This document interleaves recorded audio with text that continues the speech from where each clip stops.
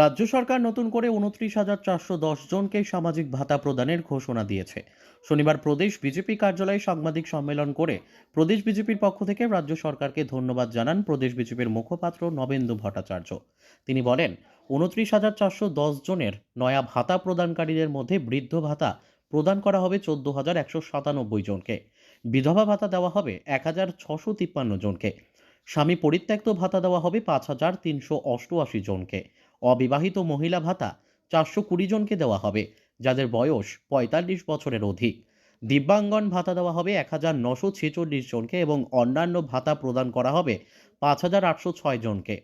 রাজ্য সরকার নতুন করে ২৯,৪১০ জনকে সামাজিক ভাতা প্রদানের ঘোষণা দেওয়ায় রাজ্য সরকার ও রাজ্যের মুখ্যমন্ত্রীকে ধন্যবাদ জানালো প্রদেশ বিজেপি। আমাদের রাজ্য সরকার যে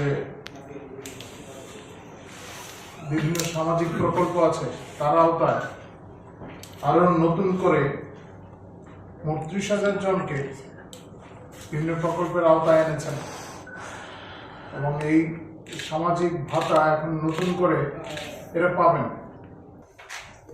রাজ্যের মুখ্যমন্ত্রী মাননীয় অধ্যাপক ডক্টর মানিক শাহ মহোদয়কে এবং পুরো মন্ত্রিসভাকে পার্টির তরফ থেকে ধন্যবাদ জানাচ্ছি। সাংবাদিক সম্মেলন নবেন্দু ভট্টাচার্যের সাথে উপস্থিত ছিলেন প্রদেশ বিজেপির প্রবক্তা Asmita Banik. Bureau report, news daily Bharat.